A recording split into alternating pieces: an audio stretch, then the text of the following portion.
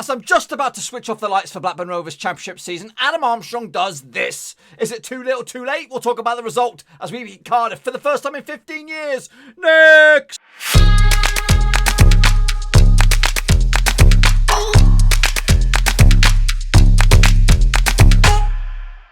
That's right, folks, back once again with another match review, this time picking apart Cardiff City up against Blackburn Rovers, and we'll get to that in just 1 second. If you're new to the channel, smash your subscribe button, keep you bang up to date with all things Blackburn Rovers related, Championship related, football related. We're going to go here under one roofski. That's right, goodness gracious me.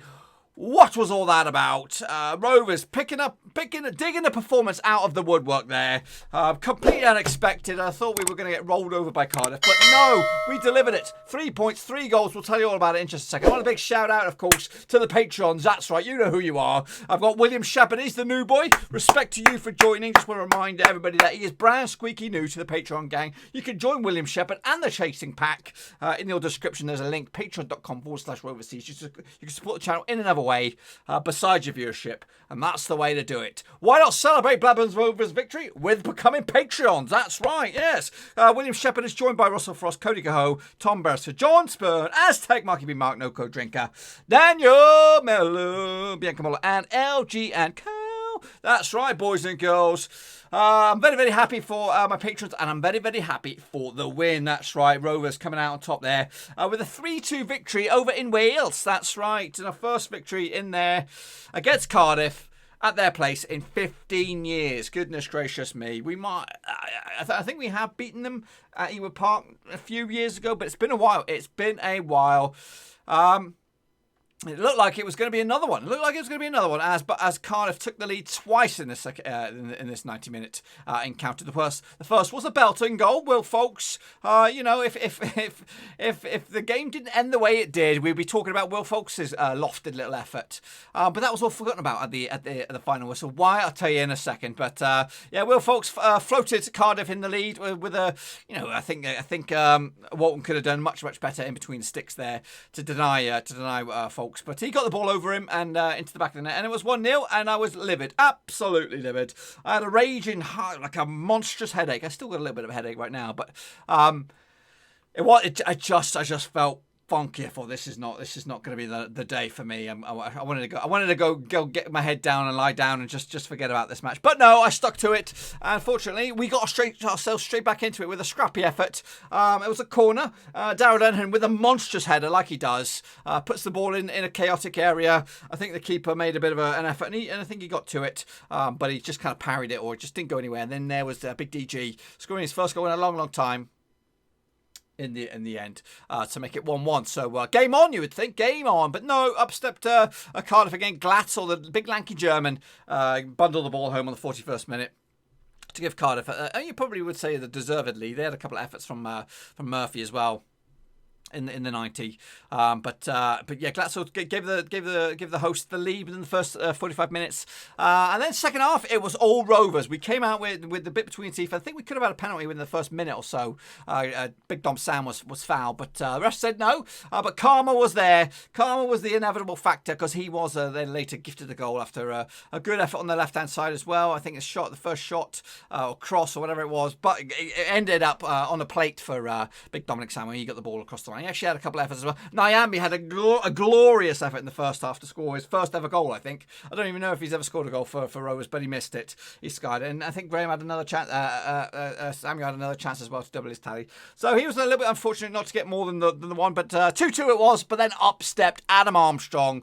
A bit of a mistake at the back there for Cardiff. Left a bit of an opening there for Armstrong. He took it, and he took it sweetly from just over the halfway line. 40 yards, they're saying. 40 yards. He lofted over the keeper off his line.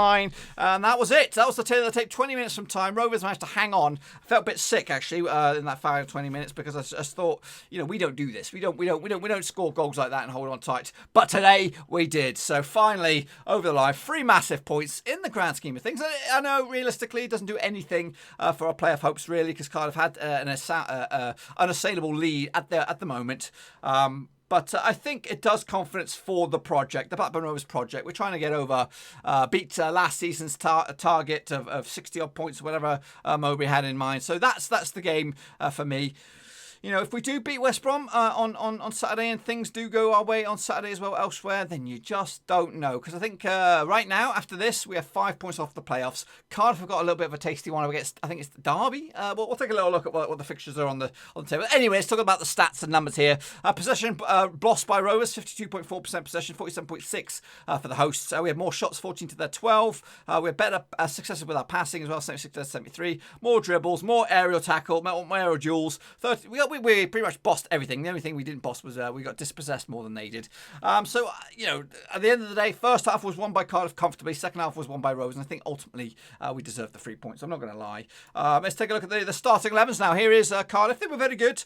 Smithy's good goalkeeper between sticks. I'll take Etheridge. We'll take Etheridge off your hands. You know, your backup goalkeeper, the Filipino lad. I'll take him. I'll take him all day long if you don't want him. Just give him to us. Bennett at left back, solid. Did a lot of running. Did a lot of groundwork. Morrison as well was good centre back.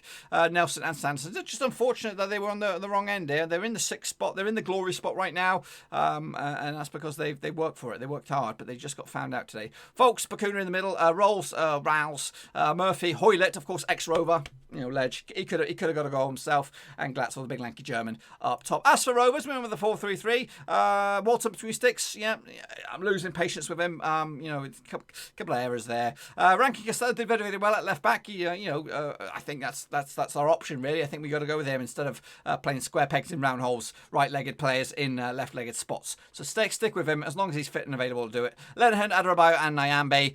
Travis, Downing, and Johnson in the middle of the field there in a 3-man midfield. Armstrong, of course, on the left, Samuel on the right, and DG up top. Here's my match ratings coming at you. Yeah, Wharton could have done better, I think, with a couple of the goals there. So I'm giving him a 5. 6 for Rankin, still a bit harsh, but you know, he was good. He was solid. Maybe I'm a little bit harsh. Maybe we could do with a bit more than that. Lenihan with a 7, Thompson and Adebayo with a 7, and Nyambe with an 8. Can't knock Nyambe. Love him. Travis with an 8 as well. Downing with a 7, and Johnson with an 8. I thought he was phenomenal in midfield. He was powerhouse. And you know, sometimes I get frustrated with him because he doesn't show the energy and the desire of a Travis. And to be honest, you know, Downing just is a breath of fresh air. You know, I know he's been there, seen it, and done it, and got the t-shirt. Speaking of t-shirts, now I'm not going to go there. But never say you don't take him off. He's 35. What is he? 35, 36, whatever he is. Yeah, and he's just, you know, forever young. And hopefully that we're going to get him on another deal and he can just roll into the new season. Of course, Armstrong gets the 9 for me with that worldy goal. He might. Yeah. Did he do much before and after that? Yeah, he was causing problems, running down, causing their defence to get tired and all that. He was full of beans, and of course just desserts with that goal. Big DJ gets a 7 and Samuel gets a 7. A little bit harsh maybe, but we can't all be 9s. Let's take a look at some more stats and figures for you here. We have more touches, 610 to their 558, more passes as well, 421 to their 392. And as you see on this graph here, I think this orange. Where's the long ranger? Is it this? It must be this one right here. Is the long range effort. By Armstrong. That's where it was from. Someone else had a long range effort from Cardiff, but that went to the corner flag. Goodness gracious me. Down at the bottom here, you can see where all the other shots took place. We had of the many shots, 14 shots, 5 of them were off target. That's a little bit. We had hit the woodwork as well, according to the old statisticians. Keeping an eye on this game. But the big stats that matters is 3-2 scoreline. And if you hate Matt just like me, look at the sea of green. That's Rovers running ragged. Of course, kind of a lot of possession at the left back here. That was Bennett, and fair play to him. He was a key part of their component moving forward. But ultimately, we ran ourselves ragged, and I think ultimately the points are going to the right place, and that's back to Ewood Park. Anyway, folks, that's a little bit what I've had to say about the match. What about the Gaffer? What did Tony Moby have to say? Shortly after the final whistle, with a Zoom chat. We were struggling at half time to think we were getting beat again, you know, because I think the performance level for staff probably wanted more. But I think it was the right result in the end and the balance of play. Listen, you've seen the last few games as well, and you know, okay, Leeds are a great side, and but we could have scored more against Leeds. I think just our inability to score goals against Wigan and Barnsley, otherwise we'd have had definitely good points in them games. Tonight we took some of our chances, which we haven't been doing, and but the balance of play, it's pretty similar, I think, to what we've been producing. Yeah, so, he's probably got his own goal of the season competition, hasn't he, Adam? He's if you think about Saturday's goal as well, it was a brilliant strike from him. Listen, Adam Armstrong, he's been doing it for however long he's been here now. Has he been here 2 years, 2.5, 3 years? I don't know, but we shouldn't be surprised when Adam Armstrong scores great goals. He's scored a lot in his time in our football club, and there'll be a bag full more for him to score He doesn't mind playing off the left, off the right, down the middle. He's a joy to work with, and he's getting better daily, I would suggest. When his positional play now is getting better, and he's more disciplined about his role in the team. I think, because that's a lot of goals out of the team. And you'd have to say if Bradley had been playing all season, I think him and Adam would have been pretty tight. Who was going to be top scorer? And that shows how many goals we've probably lost from our team. And yet the team have functioned pretty well without Bradley. But that said, he is a top talent, and we have missed him. But Adam Armstrong has stepped up when we've needed it. And yet I feel as if, the last couple of games, I mean, particularly the away games at Wigan and Barnsley, we just have to be more clinical, and we win them games as well. And we would have been talking about, an ambition of top 6 and where we're going to finish and how many points we're going to get. And yet that's sort of drifted past us. We're talking to the team now about just performance levels and seeing if we can find the performance level for the team. And tonight they found a performance level which got us 3 points, and so we'll just move on to the next one and not worry about targets or who can we catch or what we're going to do. We're just going to try and win the next game and see where it takes us over the season. I think the man in the middle had a difficult night, didn't he? I think you watched the game as I watched the game. I was going to the fourth official because the fourth official seemed to be refereeing the match from where I was. I can hear him telling him what to do and what was a foul and what wasn't a foul. And goodness me, so I was really saying to the fourth official, you've been refereeing the game most of the night. Surely that's a penalty. But then thankfully within 10 seconds, 20 seconds, the ball was in the net anyway. So that was the end of the conversation. But yeah, listen. If we'd have lost, I'd have been moaning like hell about the referee, to be honest. But we won, so I'll just let him get on with his career. Somebody before yourselves asked me about that. Your team showed great spirit and character today to come back. Whatever the result, I never question this team's character and spirit. Goodness me, it's we've lost 3 on the bounce, and I've never gone in that dressing room and said you're getting out 4, you're getting out this, out that. It won't happen with this team. They are brilliant lads. They'll give you everything they've got, and Lewis Travis epitomises that. So I love Lewis Travis, and yet he has to be a better footballer. I've told him that. I'm trying to show him clips of Jorginho for Chelsea, how he plays around the corner, one touch, and how he comes into him. And you've got to know when to have a touch. You've got to know when to play forward. Hopefully, have a career in the Premier League. Hopefully, with Blackburn Rovers for a long time. But there's not many players got that drive that Lewis Travis has got in the pit of his belly, that he doesn't want to come second at anything, and he has to become a leader for our team as we move forward, and that's development for him. That's a growth area for Lewis, to know that he's a good player and to be a leader on the pitch, and he's allowed to snarl at 1 or 2 if they don't reach the levels and the standards that the team should set itself. Elsewhere around the Championship, we'll take a little look. Forest, they saw their promotion playoff push, or even their automatic push, take a bit of a dent as they lost at home to Fulham 1-0. Luton and Barnsley in the battle of the strugglers end up 1-1 in the end. Reading and Huddersfield, no goals there. Brentford left it late, but they came out on top 2-1 winners against Charlton to give themselves an automatic promotion push as well. Of course, the game of the day was over in Wales. That's right, 3-2 win for Rovers over Cardiff. Let's take a look at what's going on tomorrow. Millwall against Middlesbrough, top of the bottom there. Your Middlesbrough looking for points. Millwall looking to get in them playoff spots, or getting closer anyway. West Brom against Derby. I'd like to say I want Derby to win this one, because I think obviously Leeds look like they're nailed on, but I'd like to see Brentford get themselves up automatically. David Raya deserves Premier League football. Unfortunately, he's not with us, and I'd like to see West Brom back in. I think West Brom. I'm gonna probably live to regret this, but I think West Brom. I don't know. I don't believe in them. I don't believe in them. They're grinding out the results at the moment, and they're probably going to kick our asses on Saturday to really burst our bubble. But I'd like maybe Derby or Wayne Rooney FC to come out with a victory on that one to maybe dent a bit of pride in West Brom, and then they might lose on Saturday to Ewood Park. Of course, managerless Bristol City taking on Hull City as well tomorrow. Good opportunity for Hull to get themselves some 3 points. Birmingham against Swansea as well. Big game for Swansea if they reignite their playoff push as well. Wigan against QPR, of course. Sheffield Wednesday against Preston, and Leeds against Stoke on Thursday. And on Thursday or maybe Wednesday, maybe tomorrow, I'll do the next round of Championship predictions, which include these games here. Huddersfield against Luton Town, Fulham against Cardiff. Those take place on a Friday. Then it's Derby against Brentford, Charlton against Reading, QPR against Sheffield Wednesday, Hull against Mill. All eyes will be at Ewood Park, of course, as Rovers take on West Brom. Preston taking on Notts Forest. Middlesbrough against Bristol City. Barnsley, they're up against Wigan, and Swansea against Leeds. Stoke on Birmingham. That's on Sunday. This is the situation at the table. At the moment, Leeds lead the way, 78 points. West Brom are in second, of course, 77 points. Brentford are just 2 points adrift now. So, of course, if Derby win, it's all on the table, folks. All on the table. Of course, Brentford have played a game in hand on the top two as well. Fulham are in fourth. They've got the outside sniff as well at the top two. Forest are fifth, and Cardiff are sixth as it stands. And Cardiff are currently 3 points ahead of Derby. A win for Derby tomorrow would possibly see them leapfrog Cardiff in the process. They'll need to get a couple of, score a few goals as well. Swansea, a win for them as well. They'll put them just a point shy as well. And then Rovers, we are 4 points off, 5 points off the playoffs at the moment. So we're not dome and dusted just yet, but it is a long shot. For you know what, if it comes down to the last game, we're playing Luton Town and we are 3 points or less. Outside the playoffs, that would be an absolute. If to go into that last game to be within, a mathematical shout, that would be good for me. It would give us something to fight for and all that kind of jazz. So realistically, I don't really care what happens with Derby and West Brom. Derby would make it a little bit interesting. Let's go back up a second. So Derby take on Brentford. That's a bit of a spicy one, and then.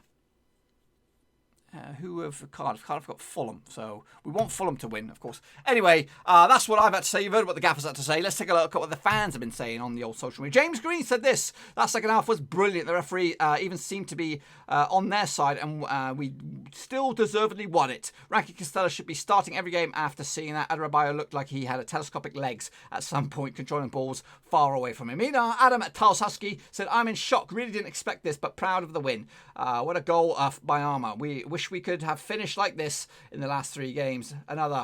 Past 3 games. Another what might have been season. Well, still continue to put ourselves through being a Rover supporter. Well done tonight, boys. Meanwhile, the Mexican Rover, of course, legend. You can say, what a good development. Just what we needed to keep believing. Defo Armour belongs to Premier. What a goal, he says. We love you, Rovers. The Mexican Rover and Rovers till I die. Meanwhile, Saul Middlehurst said this. Just a reminder for Newcastle fans. You sold us Armour to make way for Joe Linton. Yes, indeed. Hopefully they don't got no a return policy. Meanwhile, Flux Temper said this. Fact, Adam Armstrong only scores bangers. Yes, he does. And of course, Christopher Toman said this. I honestly believe the ups and downs this season will make us stronger for next season. Next year is the one top 2 or playoffs minimum with this squad. Big summer on the table. Meanwhile, Andy Watson said this. Well, that was better than average Tuesday night. So many excellent performances across the pitch. Great night to do player ratings for Rovers Chat for the first time this season. Meanwhile, Rock said this. Supporting this team is more stressful than work, but wouldn't have it any other way. Marcus wrote RTDID. That's the Swedish Rover to you and me. Excellent second half, boys.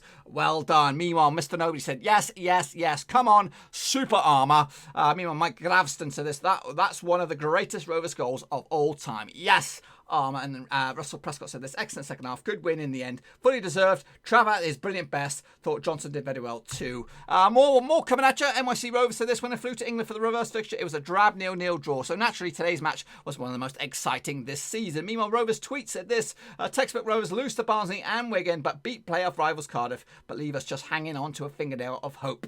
Meanwhile, Nicky Robbo 80 says that goal should be in front of 2,000 travelling fans away. Adam Armstrong, pure class. Meanwhile, Talk of Ewood said this. Wow, that felt good. By no means is the playoffs back on, but the season's not dead yet. Nice seeing a bit of flight from our Rovers and our front 3 all on the score sheet. Great result. Meanwhile, Jacob Crook said this. Lewis Travis, have my children. That's right. And Tom Greenwood 78 says statue of Adam Armstrong outside Ewood Park.